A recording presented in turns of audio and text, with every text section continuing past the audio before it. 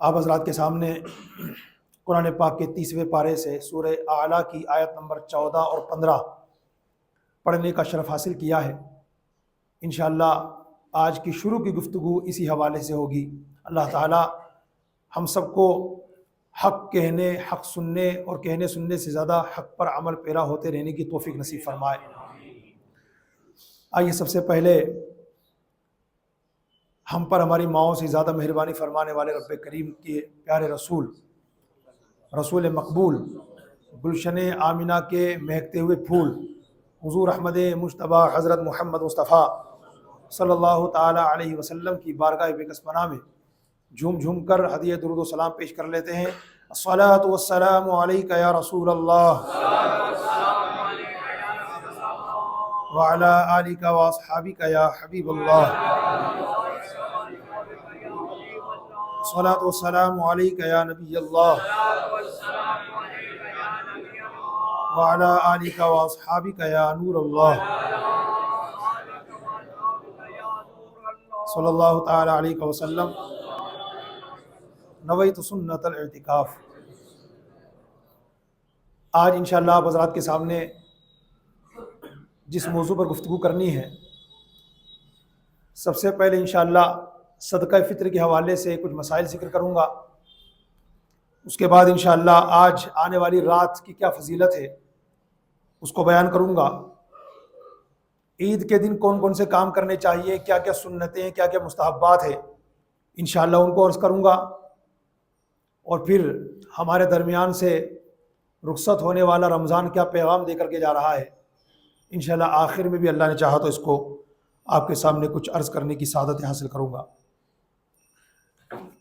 آج کا یہ جمعہ ماہ رمضان کا آخری جمعہ ہونے کے ساتھ ساتھ ماہ رمضان کا آخری دن بھی ہے۔ اب ہم چاہیں کتنی ہی ایڑی چوٹی کا زور لگا لیں مگر ماہ رمضان اب رکے گا نہیں، بلکہ آج رخصت ہو ہی جائے گا۔ مجھ سمیت یہاں جتنے اللہ کے بندے موجود ہیں، بلکہ جو آنے والے ہیں ابھی نماز جمعہ کے لیے، آنے والے سال ان میں سے کتنے نہیں رہیں گے اور کتنے رہیں گے، اس کی جانکاری نہ مجھے ہے اور نہ آپ میں سے کسی کو ہے۔ یاد رکھ ہر آن آخر موت ہے، بن تو مت انجان آخر موت ہے، ملک فانی میں فنا ہر شے کو ہے، سن لگا کر کان آخر موت ہے، مرتے جاتے ہیں ہزاروں آدمی، عاقل و نادان آخر موت ہے، بارہا علمی تجھے سمجھا چکے، مان یا مت مان آخر موت ہے۔ اللہ کریم ہم سب کو مرنے سے پہلے قبر و آخرت کی تیاری کرنے کی توفیق نصیب فرمائے۔ تو بلا تاخیر اپنے موضوع کو شروع کر رہا ہوں، کیونکہ ٹائم بہت کم رہتا ہے اور بہت ساری باتیں رہتی ہیں تو ہر جمعے کو باتیں چھوٹ ہی جاتی ہیں، لیکن آج بھی خیر چھوٹیں گی باتیں تو جو چھوٹنے کی ہوں گی، لیکن انشاءاللہ جتنا ہو سکے گا ہم اس کو کور کرنے کی کوشش کریں گے۔ قرآن مقدس کے 30ویں پارے سے سورہ اعلیٰ کی آیت نمبر 14 اور 15 میں نے آپ کے سامنے پڑھی ہے۔ قد افلح من تزکا وذکر اسم ربہ فصلی۔ اس کا ترجمہ یہ ہے قد افلح، کامیاب ہو گیا کون؟ من تزکا، جو ستھرا ہوا، جو ستھرا ہوا وہ کامیاب ہو گیا۔ وذکر اسم ربہ فصلی، اور اپنے رب کا نام لے کر نماز پڑھی۔ اب جانتے ہیں یہ آیت کریمہ کس کے بارے میں نازل ہوئی؟ صحابہ کرام علیہم رضوان نے جب نبی پاک صلی اللہ تعالی علیہ وسلم سے اسی آیت کریمہ کے بارے میں، یعنی قد افلح من تزکا وذکر اسم ربہ فصلی کے بارے میں سوال کیا تو ہمارے حضور صلی اللہ علیہ وسلم نے ارشاد فرمایا یہ آیت صدقہ فطر کے بارے میں نازل ہوئی ہے۔ دو روایتیں سنیے، نبی پاک صلی اللہ علیہ وسلم ارشاد فرماتے ہیں تمہارے جو مالدار ہیں اللہ تعالیٰ صدقہ فطر کی برکت سے انہیں پاک کر دے گا، اور جو تمہارے غریب ہیں اللہ تعالیٰ انہیں اس سے بھی زیادہ عطا فرمائے گا۔ دوسری روایت سنیے، حضرت ابن عمر رضی اللہ تعالیٰ عنہما فرماتے ہیں صدقہ فطر کی 3 فضیلتیں ہیں۔ ہم صدقہ فطر دیتے ہیں نا، کئی لوگ دے چکے ہوں گے، کئی لوگ دینے والے ہوں گے، کئی لوگ کل دیں گے انشاءاللہ۔ حضرت ابن عمر رضی اللہ تعالیٰ عنہ فرماتے ہیں صدقہ فطر کی 3 فضیلتیں، اس کو یاد کر لیجئے گا انشاءاللہ۔ یعنی ہو سکتا ہے ہمیں آج تک یہ جانکاری ہی نہ ہو کہ ہم صدقہ فطر دیتے ہیں تو ثواب کیا ملتا ہے، صدقہ فطر دیتے ہیں تو فضیلت کیا ملتی ہے، صدقہ فطر دیتے ہیں تو اللہ کی طرف سے بدلہ کیا دیا جاتا ہے۔ حضرت ابن عمر رضی اللہ تعالیٰ عنہ فرماتے ہیں صدقہ فطر کی 3 فضیلتیں ہیں۔ نمبر 1، اس کی برکت سے روزے قبول ہو جاتے ہیں۔ نمبر 2 اس کی برکت سے سکرات موت میں آسانی کی جاتی ہے، اور نمبر 3 اس کی برکت سے قبر کا عذاب دور کر دیا جاتا ہے۔ یہ 3 فضیلتیں یاد رکھیے گا۔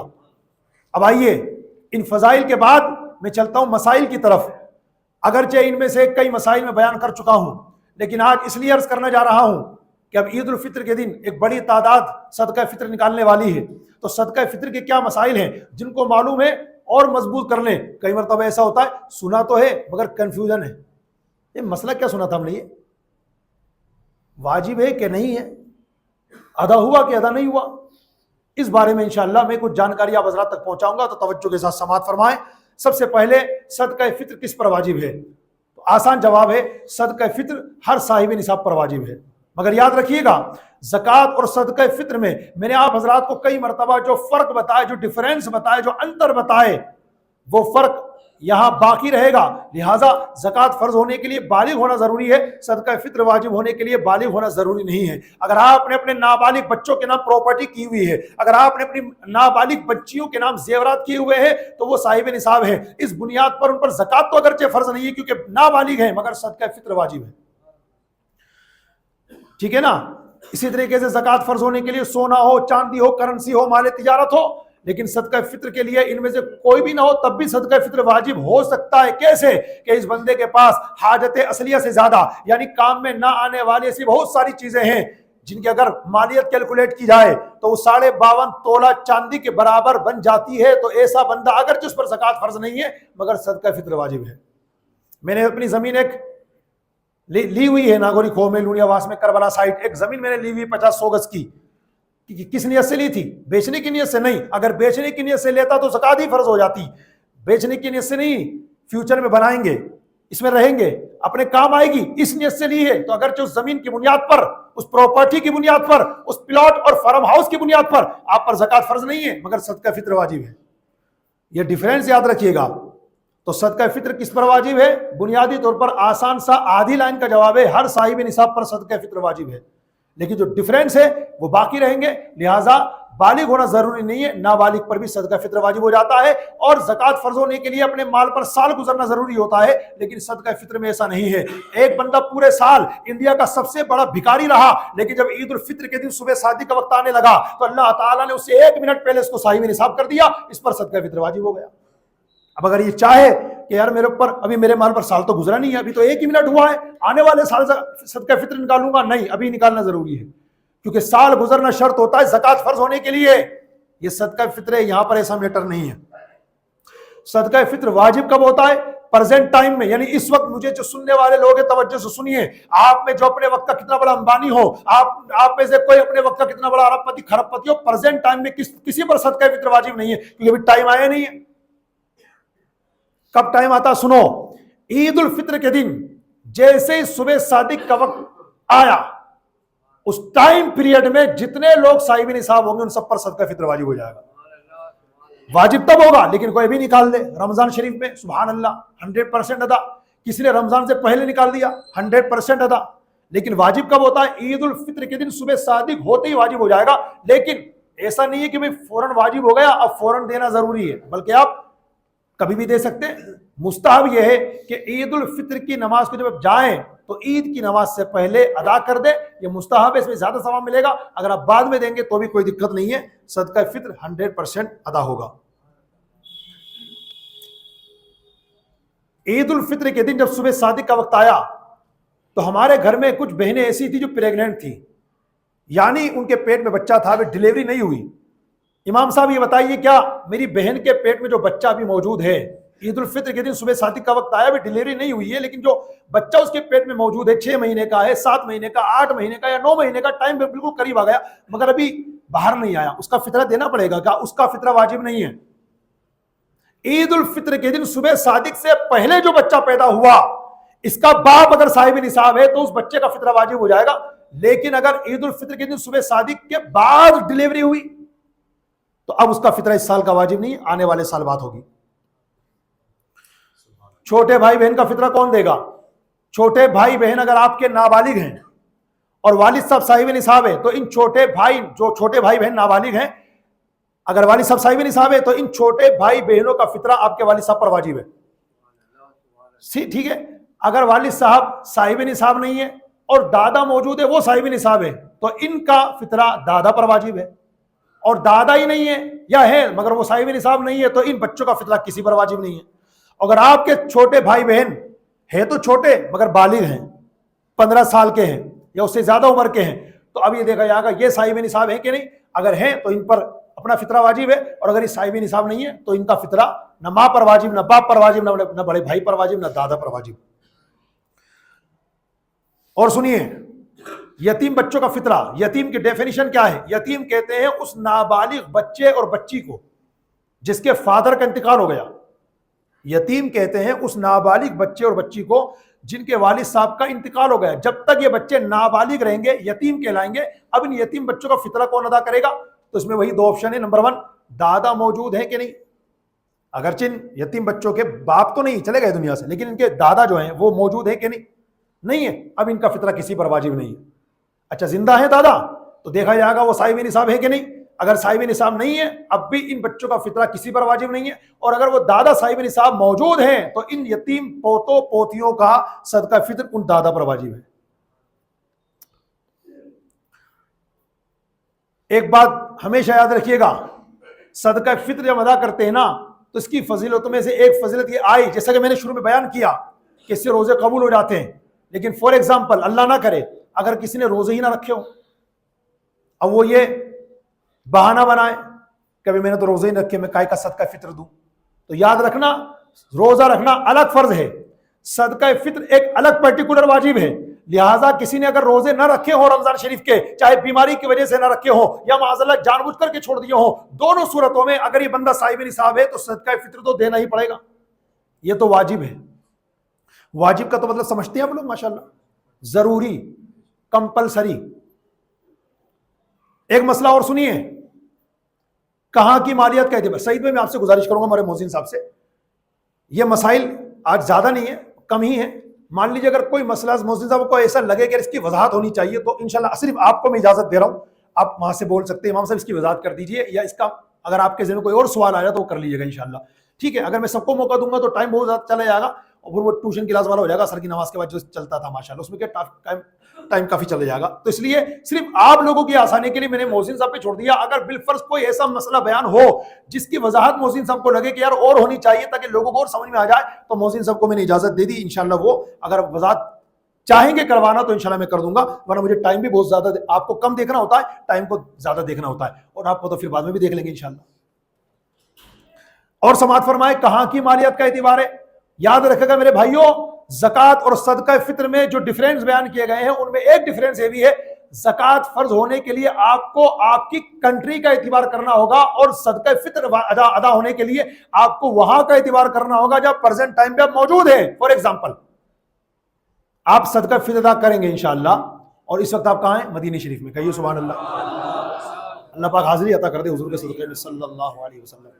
مدینہ شریف میں موجود ہیں آپ، ٹھیک ہے، آپ وہاں موجود ہو یا آپ کی فیملی بھی ساتھ میں ہو یا آپ اکیلے ہو مدینہ شریف میں لیکن فیملی انڈیا میں ہو، اور فیملی کا بھی آپ کو صدقہ فطر ادا کرنا ہے جن کا واجب ہے آپ کے اوپر، مثال کے طور پر آپ کے بچے، اور آپ اپنا تو ادا کریں گے ہی، تو یاد رکھیے گا صدقہ فطر ادا کرنے میں مسئلہ یہ ہے جہاں پر بندہ پریزنٹ ٹائم میں خود موجود ہے تو وہاں کی مالیت کا اعتبار ہوگا۔ مثال کے طور پر انڈیا میں گیہوں کی قیمت کیا ہے اگر گیہوں کے حساب سے دے رہا ہے، مدینہ شریف میں تو الگ ہی ہوگی نا۔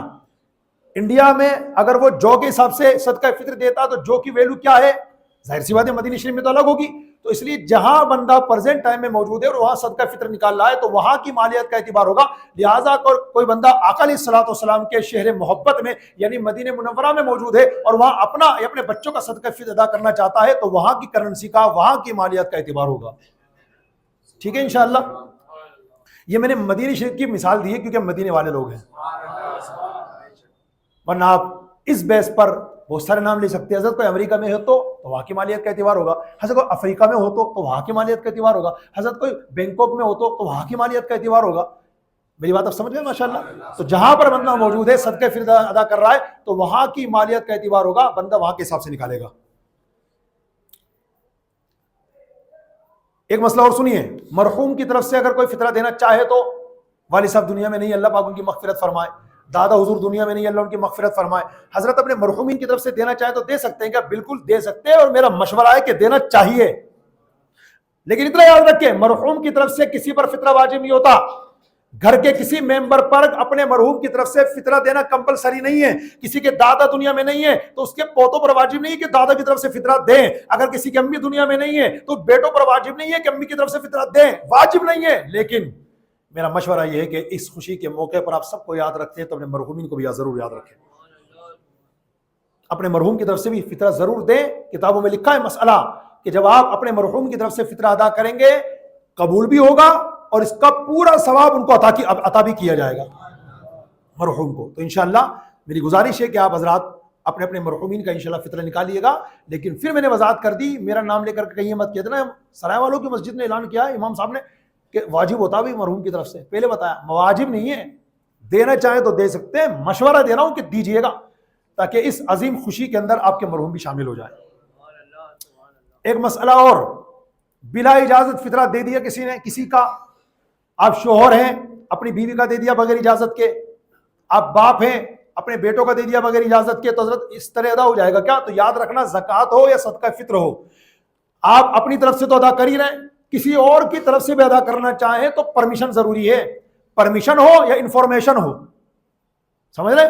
یا تو پرمیشن ہو یا انفارمیشن ہو. فار ایگزامپل 15 سال پہلے آپ کی شادی ہوئی تھی، اسی سال آپ نے عید کے موقع پر اپنی زوجہ سے، اپنی وائف سے کہہ دیا تھا کہ میں ہر سال آپ کا صدقہ فطر ادا کر دیا کروں گا. انہوں نے کہا ٹھیک ہے.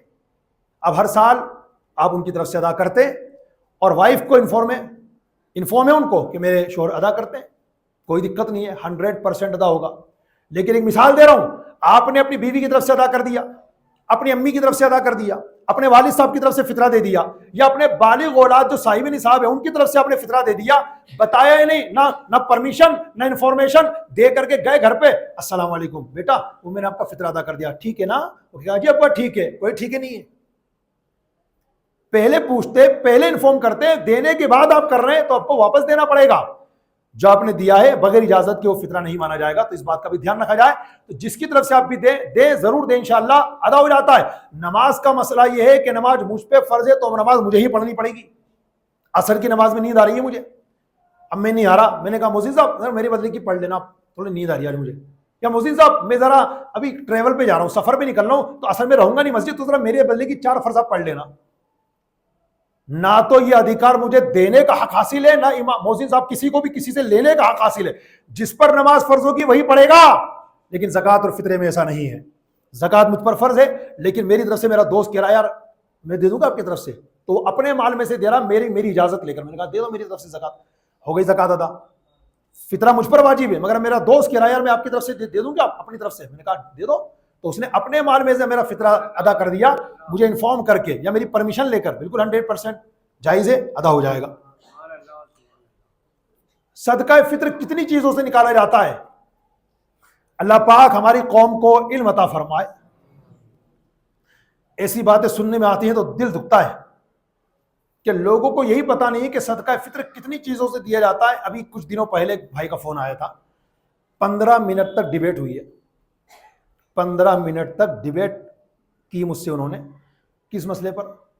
یہ آپ کون کون سے مسئلے بتا رہے ہیں امام صاحب؟ آپ کی ویڈیو دیکھی میں نے، سمجھ میں نہیں آ رہا. میں نے کہا کیا ہو گیا بھائی، غصے میں کیوں ہو؟ یہ کون کون سی باتیں لا رہا ہوں آپ کہ جو سے بھی صدقہ فطر ادا ہو سکتا ہے، اور جناب والا کھجور سے بھی ادا ہو سکتا ہے، اور کشمش سے بھی ادا ہو سکتا ہے. ہم تو بچپن سے ایک ہی مسجد میں نماز پڑھ رہے ہیں، ہمارے امام صاحب نے کبھی نہیں بتایا، اور یہ نئی نئی باتیں کہاں سے لا رہا ہوں آپ؟ تو یہ ہماری قوم کی حالت ہے. خیر 15 منٹ تک کیا بات ہوئی گا آپ سمجھ سکتے ہیں بھائی، وہ کتنے بندہ غصے میں ہو گئے بھی سمجھ سکتے ہیں آپ. لیکن خیر ہمارا بھی اپنا طریقہ ہے، میرے علیہ سنت کی تربیت ہے تو سمجھاتے ہیں ماشاءاللہ اللہ کے کرم سے. ہمارے امام صاحب نے تو بتایا نہیں، تو بھیا میرا گربان کیوں پکڑ رہا ہو یار؟ بھیا ہمارے امام صاحب نے میرا گربان کیوں پکڑ رہے ہو؟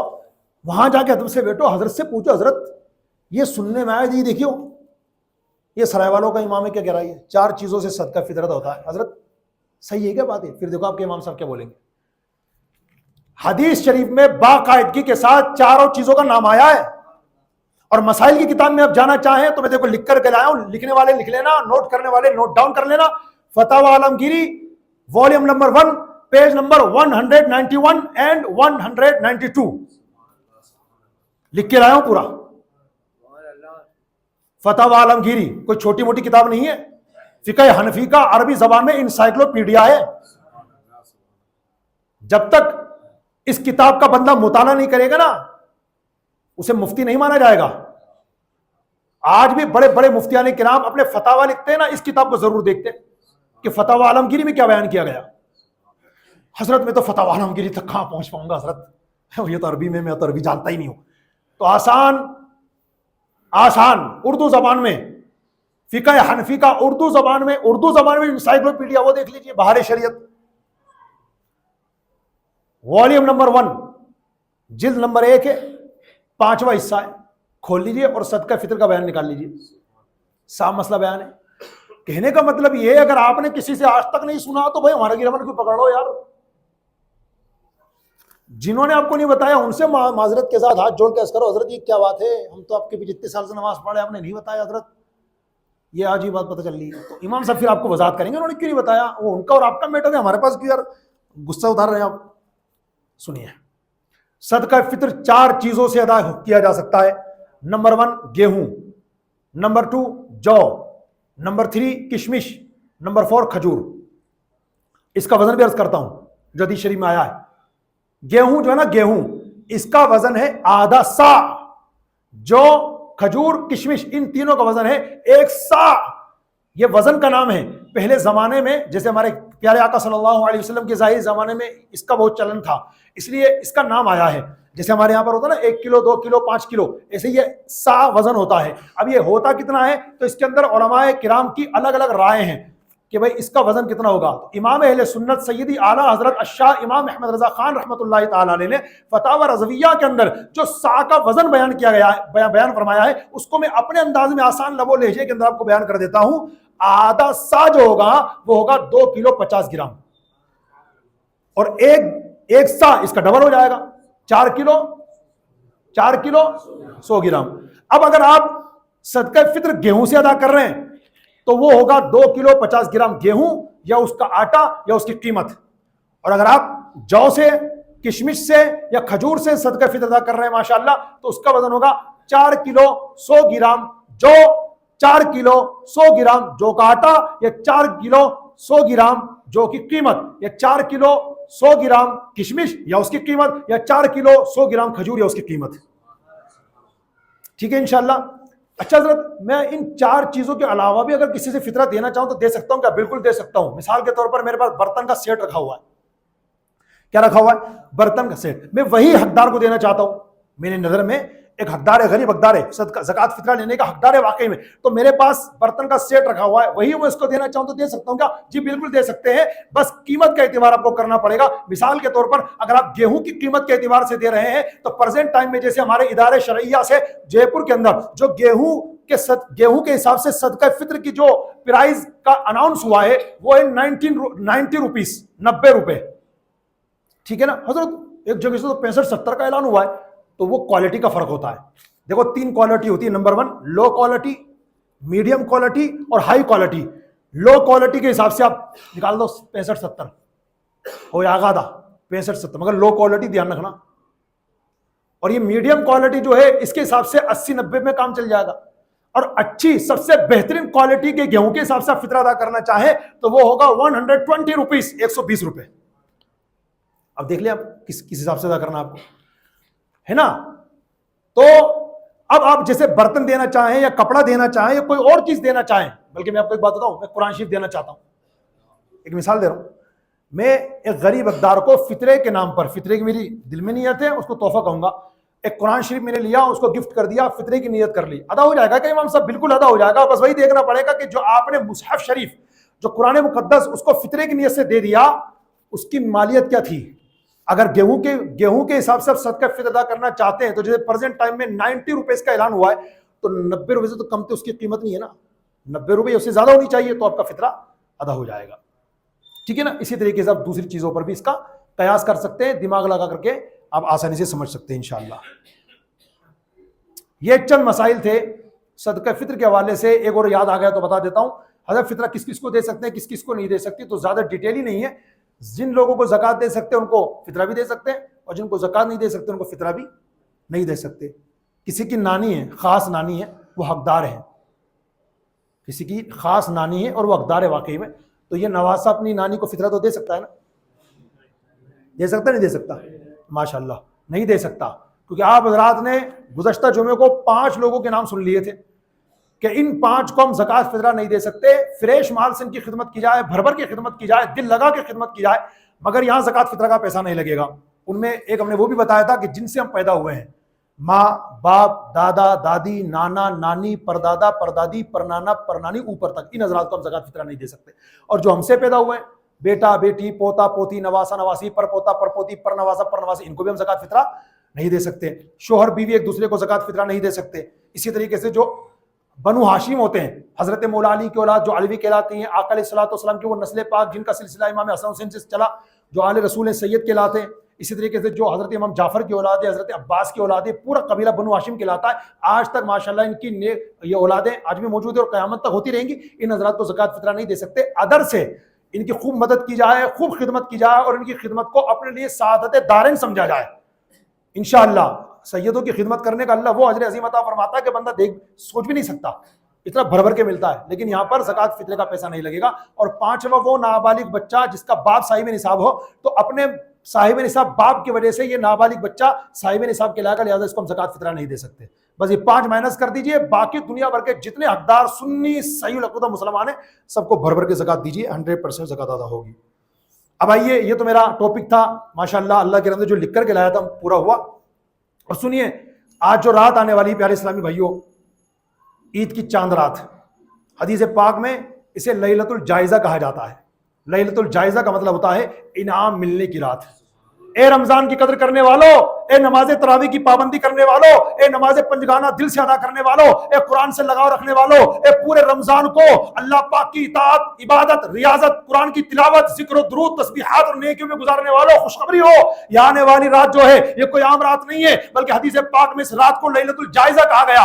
لیلۃ الجائزہ کا سیدھا سیدھا مطلب ہوتا ہے انعام ملنے کی رات، یعنی جن لوگوں نے ماہ رمضان کی پابندی سے روزے رکھے، جن لوگوں نے ماہ رمضان کی نماز تراویح پابندی سے ادا کی، جن لوگوں نے ماہ رمضان کا خوب ادب و احترام کیا، اللہ پاک اس ادب و احترام اور رسپیکٹ اور تعظیم کی برکت سے آج آنے والی رات اپنے ان بندوں کو ایسا انعام عطا کرنے والا ہے، جس کو یہ انعام مل جائے اس کی دنیا بھی کامیاب ہو جاتی ہے، آخرت بھی کامیاب ہو جاتی ہے۔ اور وہ جانتے ہیں انعام کون سا ہے؟ وہ ہے اپنے اللہ کی رضا کا انعام۔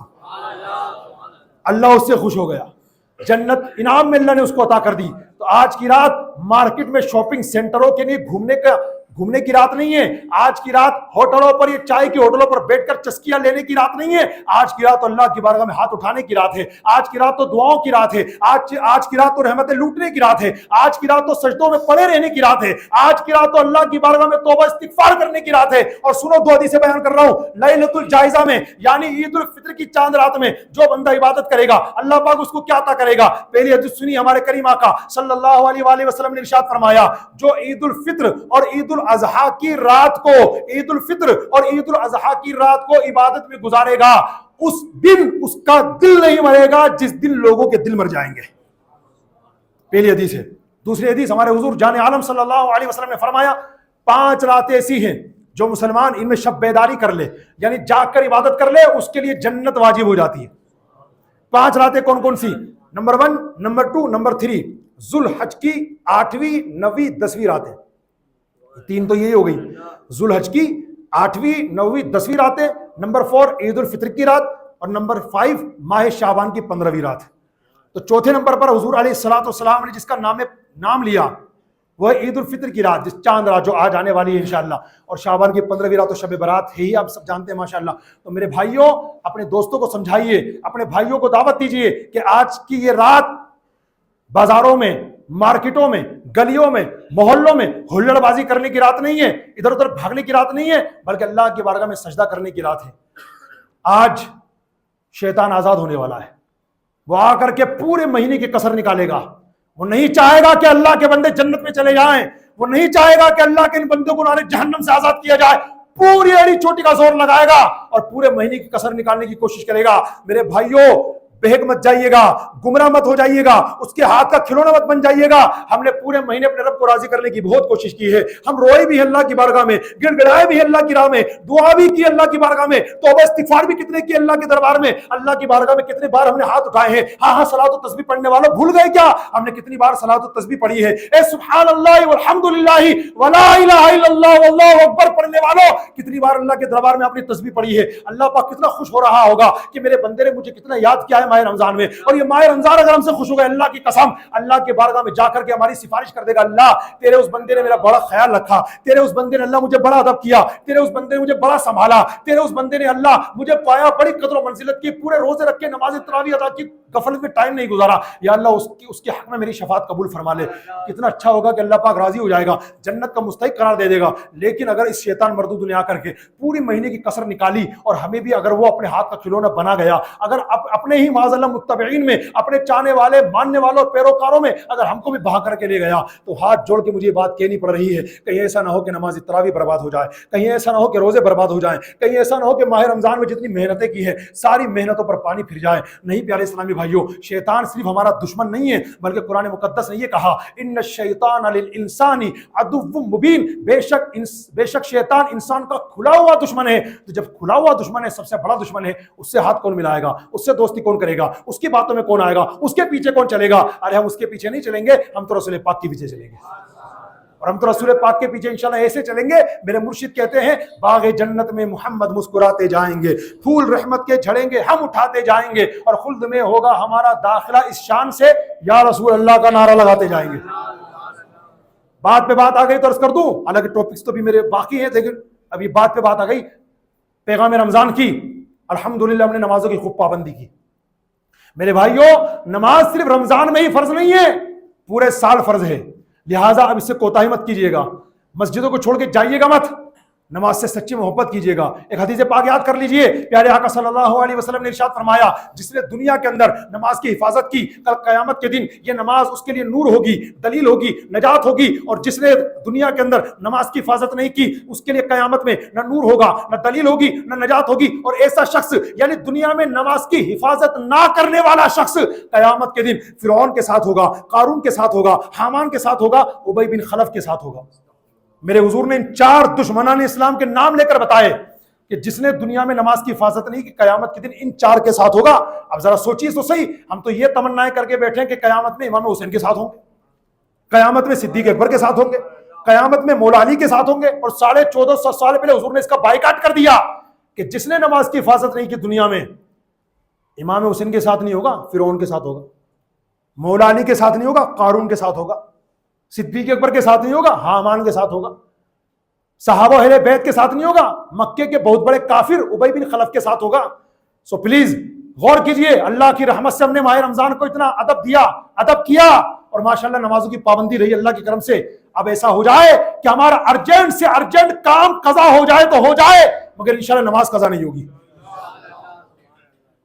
जज्बा हमारा ऐसा होना चाहिए, नमाज और सच्चा प्यार कीजिए।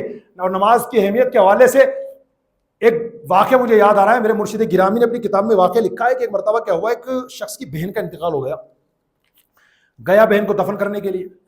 मिन्हा खलकनाकुम व फीहा नुईदुकुम व मिन्हा नुखरिजुकुम व मिन्हा नुखरिजुकुम तारतन उखरा, मिट्टी डाल दी। अब पलट के आने लगे सारे लोग, तो इसको चलते चलते याद आया, अरे वो मेरा हैंडबैग कहाँ गया। उसके बाद छोटा सा हैंडबैग था जो लेकर गया था कब्रिस्तान, वो कहाँ गया। तो उसे याद आया, जब बहन को कब्र में उतारने के लिए उतरा था ना, तो अंदर ही रह गया।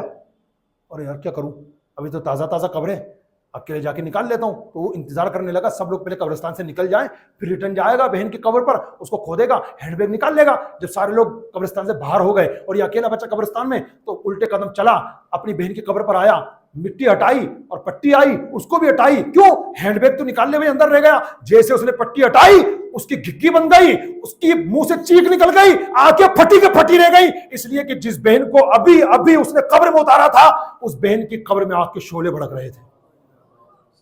ये देखकर उसकी आंखों में आंसू आ गए। उसने हैंडबैग नहीं निकाला, जैसे तैसे कब्र बराबर की, मिट्टी डाली, भागता हुआ रोता हुआ माँ के पास आया। माँ को अकेले कमरे में लेकर के गया और पूछने लगा, माँ मुझे बताओ मेरी बहन दुनिया में क्या अमल करती थी। रोते रोते पूछने लगी, बेटा क्यों पूछते हो, अभी तो इंतकाल हुआ है बहन का, भी तो इसाले सवाब करो, ये कैसा सवाल कर रहे हो। تو کہا ماں ابھی ابھی میں نے اپنی بہن کی قبر میں آ کے شعلے بھڑکتے ہوئے دیکھے ہیں. یہ سن کر ماں بھی رونے لگی اور کہا افسوس بیٹا، تیری بہن نماز کی پابند کی تو تھی، تیری بہن قرآن تو پڑھتی تھی، تیری بہن نیکیاں تو کرتی تھی، مگر اس میں ایک عیب یہ تھا کہ وہ نماز قضا کر کے پڑھتی تھی، کام کاج میں لگی رہتی تھی، ٹائم گزر جاتا تو پھر نماز پڑھتی، فجر میں سوئی پڑی رہتی، ٹائم گزر جاتا پھر فجر پڑھتی صبح اٹھ کر کے.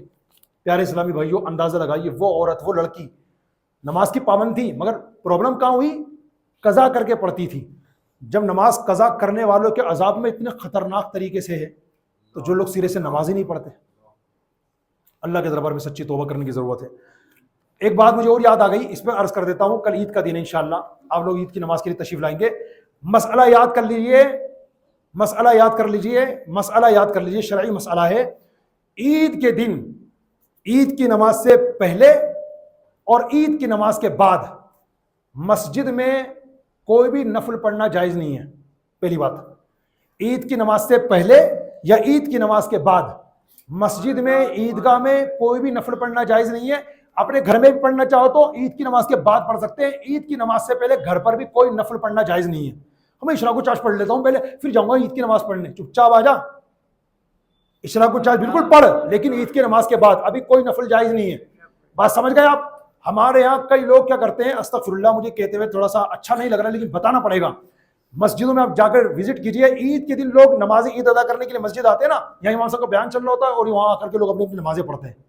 پتہ کون سے پڑھتے ہیں؟ فجر چھوٹ گئی تھی آج، وہ ظاہر سی بات ہے ان کو بھی پتا ہوگا مسئلہ تو نفل نماز نہیں پڑھ سکتے.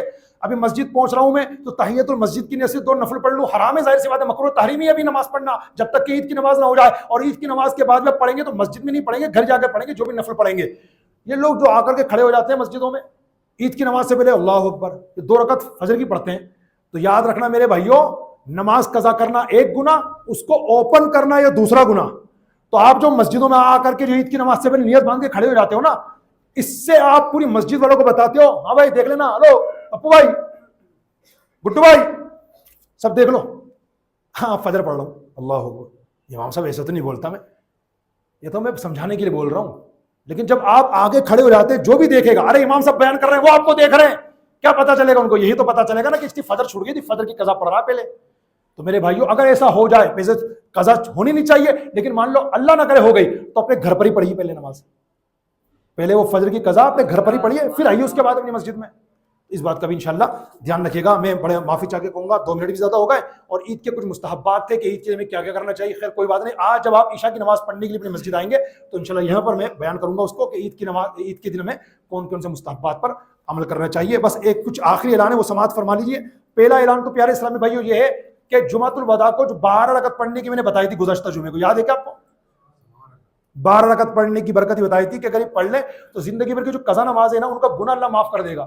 وہ تو نماز پڑھنی ہوگی لیکن گناہ معاف ہو جائے گا. تو آپ حضرات کی انفارم کے لیے بتا دوں، الحمدللہ ہر سال جمعۃ الوداع کی نماز کے بعد اپنی مسجد میں یہ 12 رکعت نماز جماعت سے ادا ہوتی ہے. لہٰذا آج بھی صلاۃ و سلام وغیرہ سے فارغ ہو کر جو اسلامی بھائی 12 رکعت نماز پڑھنا چاہے کہ زندگی بھر کے میری جتنی نمازیں قضا ہو گئی اللہ ان کو گناہ معاف کر دے، اب میں جلدی نمازوں کو پڑھوں گا اور انشاءاللہ اب میری کوئی نماز قضا نہیں ہوگی. تو ان سے گزارش ہے صلاۃ و سلام کے بعد تشریف رکھیے گا، انشاءاللہ یہاں پر 12 رکعت نماز جماعت سے پڑھی جائے گی. دوسرا اعلان یہ ہے کہ انشاءاللہ دعوت اسلامی کے لیے آپ باہر دیکھیں گے تو الحمدللہ ہمارے ذمہ داران جھولی لے کر کے کھڑے ہوں گے. اپنی زکوٰۃ فطرہ بھر بھر کے دعوت اسلامی کو دیجیے، انشاءاللہ دعوت اسلامی اور ترقی کرے گی، اللہ آپ کو خوب نوازے گا. آخری اعلان یہ ہے کہ آج عصر کی نماز کے بعد ہر سال کی طرح الوداعی محفل ہوگی. ہمارا مہمان جا رہا ہے پیارے اسلامی بھائیوں، تو اس مہمان کو اس عزت کے ساتھ ہمیں الوداع کرنا ہے کہ جانے کے بعد جب رب کریم کی بارگاہ میں کچھ عرض کرے گا تو یہ بھی عرض کرے گا، یا اللہ وہ تیرا بندہ مسجد میں تھا، میں جانتا ہوں یا اللہ کہ اس نے دن غفلت میں گزار دی مگر وہ رو رہا تھا، اس کا رونا مجھے اچھا لگ گیا، اللہ اس کو تم معاف کر دے. اللہ کرے کہ ہم پر کرم ہو جائے. تو آج انشاءاللہ عصر کی نماز کے بعد الوداع ماہ رمضان پڑھی جائے گی اور انشاءاللہ دعا بھی ہوگی. آپ حضرات سے گزارش ہے عصر یہیں ادا فرمائیں انشاءاللہ. 5:15 بجے کی جماعت ہے عصر کی اپنی مسجد میں، تو انشاءاللہ اس کے بعد ہی الوداع محفل ہوگی. اللہ پاک ہم سب کو کہنے سننے زیادہ عمل کی توفیق عطا فرمائے.